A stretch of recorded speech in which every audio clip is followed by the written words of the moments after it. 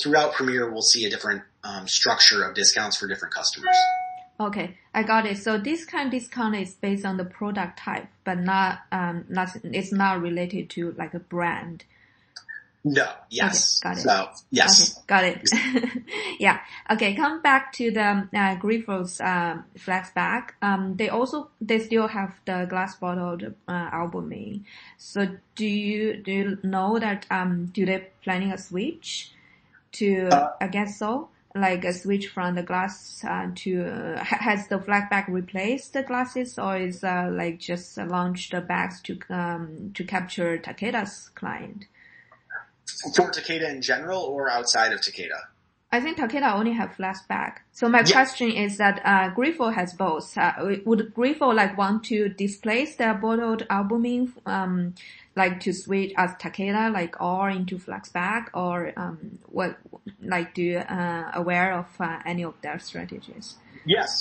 The idea that's been shared with me is that there is supposed to be a gradual transition from the vials to strictly the bags. Mm-hmm. I can check on that too. If they can provide a loose timeline about how long the transition. Mm-hmm. Maybe make a note of that too. Yeah, that's really great. All right. Yeah, and I'll follow up with that as well. Great. So, do you know that how Takeda did that switch? Like how long, and then has they done anything to promote that adoption? Yeah, it was gradual, done over the course of, we were carrying both presentations, I believe for 14 months, somewhere around that range. Mm-hmm. Just because it's slow teaching people new habits. And everybody's very resistant to change. So, we supplied both. Then there was a gradual shifting of pricing to encourage transitions to the bag. Mm-hmm. Also, from a contractual standpoint, Takeda obviously stopped, including any of the vials in their new contracts. Mm-hmm. And then later on, once the vast majority of Takeda customers had transitioned to the bags, then it becomes a process for us to obviously get rid of those vials in a timely manner before they date. Mm-hmm. So then there was a gradual price decrease of the vials, mm-hmm. in an effort to get rid of them with customers that had potentially already made the switch. So it's the pricing of the two kind of, cross and then adjust. Got it.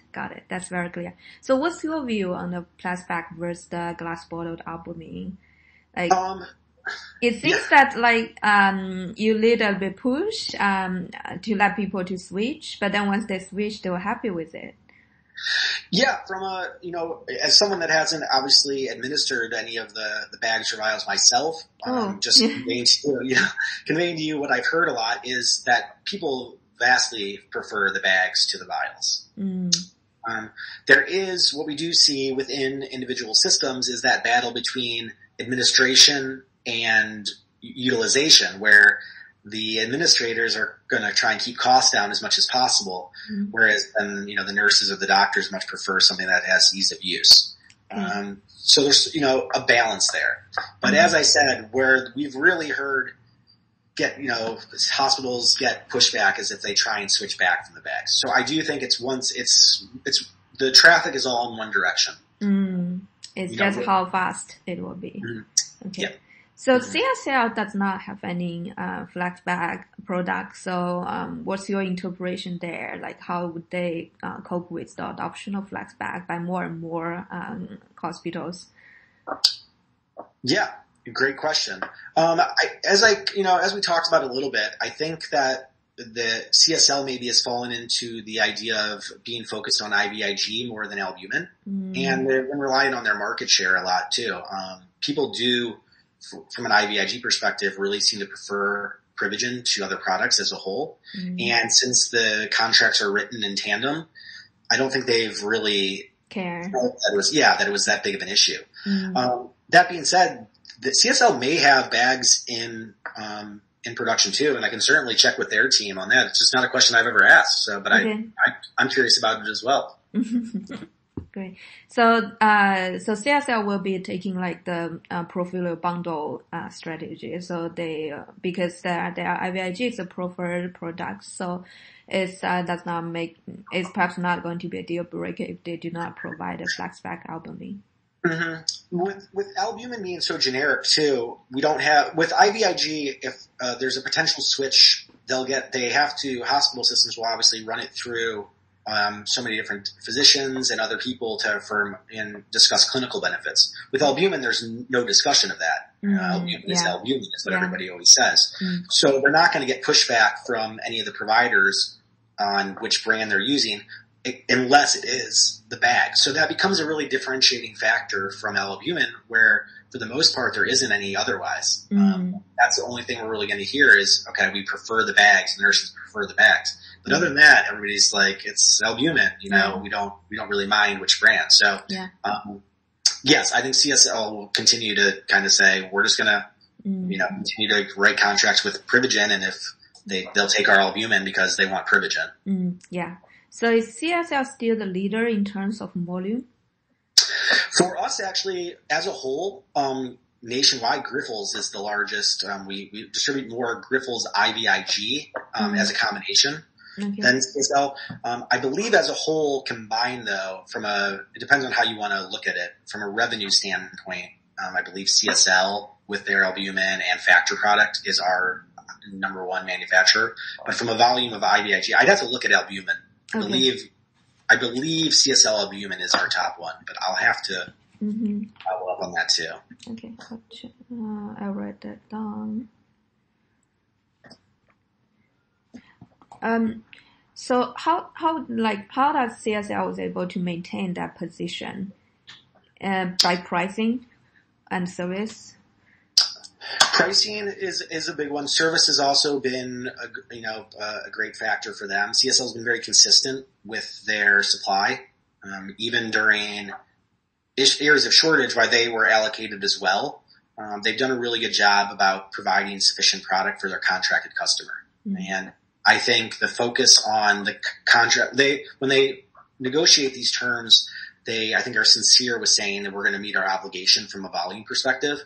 And that's resonated throughout the community. People understand that they're pretty reliant. Excuse me.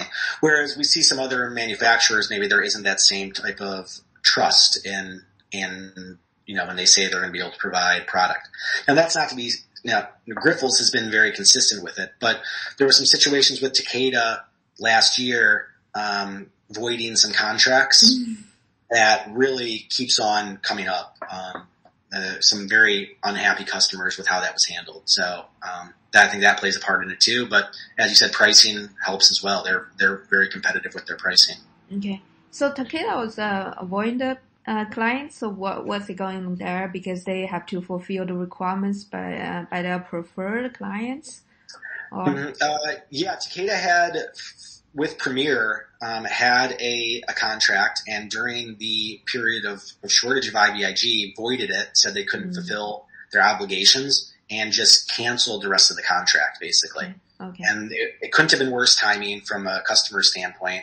It was when everybody was very unsure about where they were going to get product from month to month. And it was so I know it came up again with a conversation this week where Premier is very unhappy still with Takeda and not willing to even entertain, having them be the preferred partner, IVIG or albumin partner for any other customers. Okay, got it. So it's because IVIG, I guess, there is a short, supply is constrained because the plasma donation is reduced, and then because usually the IVIG and albumin are bundled, so they were not able to fulfill the IVIG, so they're also affecting the albumin contracting. Okay. And the thought was at the time that the reasoning behind it was that they had negotiated, and Takeda is when they're approaching non-customers and trying to negotiate, they are being very, very aggressive with large IDNs now with pricing. But the thought was at the time when they voided that contract that it was done because they felt they could sell the IVIG to other customers at a higher price. And they wouldn't be locked into providing that at that aggressive, negotiated price program. So that's where the really hard feelings, I think, came into play. Yeah, so basically they break the contracts for higher price. Got it. Exactly. Yeah. So, how do the smaller ones, such as Cadron and